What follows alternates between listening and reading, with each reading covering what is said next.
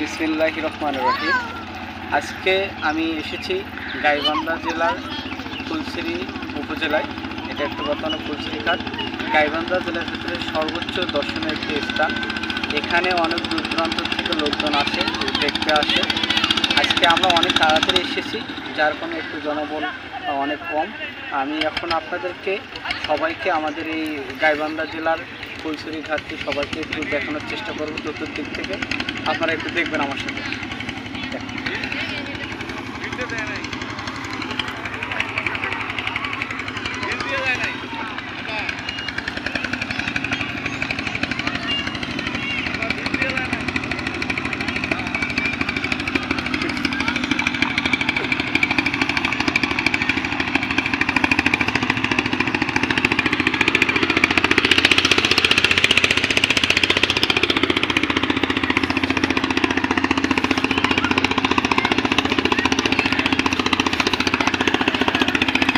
সবাইকে আমাদের গাইবান্ধা জেলায় আসার জন্য বিশেষভাবে আহ্বান করছি।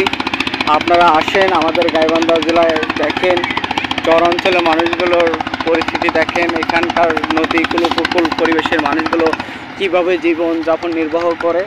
আপনারা সব কিছু দেখতে পারবেন এখানে। আমরা চাই যে আমাদের এলাকায় প্রত্যেক জেলা থেকে মানুষ আসুক, ঘুরুক, দেখুক, আমাদের সাথে মিশুক, কথাবার্তা বলুক। আমরা এটাই চাই। আমরা আসলে আমাদের গাইবান্ধা জেলার মানুষরা আমরা খুবই আনন্দপ্রিয় মানুষ। আমরা সবাইকে সাদরে গ্রহণ করতে পারি, এটা আমাদের একটা বিশেষ কৌশল। আমরা তাদেরকে ভালোবাসতে জানি, তাদেরকে ভালোবাসা দিতে জানি, সবাইকে সাদরে গ্রহণ করতে পারি।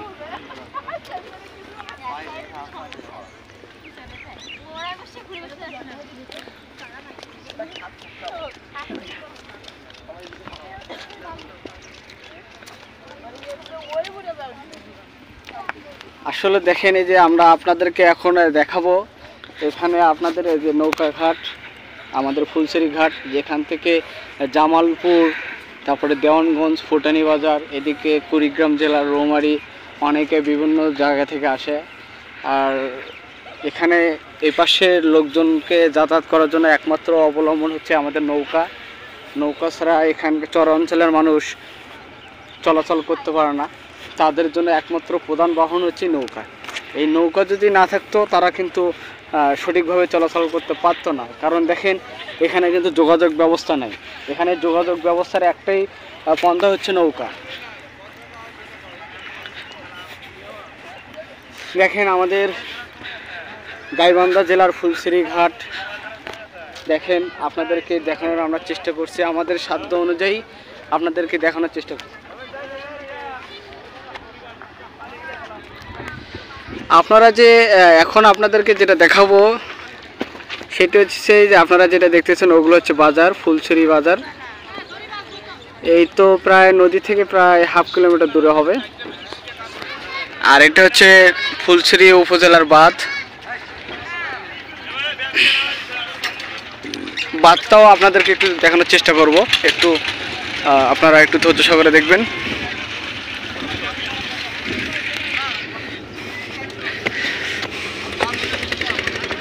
আমরা এখন মনে হচ্ছে যে আমরা এখন বর্তমানে দুর্গম পাহাড়ে উঠতেছি।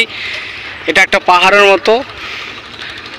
আর এই বস্তাগুলো দেখতেছেন, এই বস্তাগুলো রাখা হয় বন্যার ফলে, বন্যা যখন হয় তখন নদীর স্রোতের ফলে যেন এই বাঁধটা ভেঙে নেওয়া যায়, এই জন্য বস্তাগুলো রাখা হয়েছে।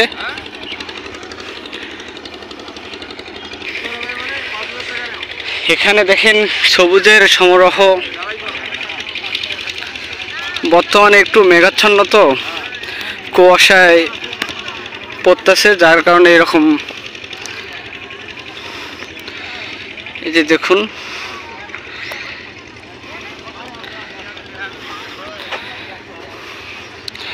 আমরা উঠতেছি উপরে।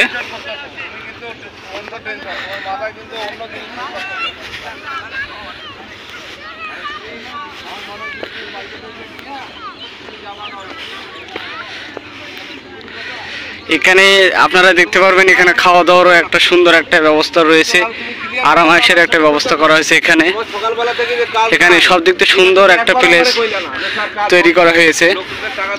এই বাড়িতে একটু সব দিক থেকে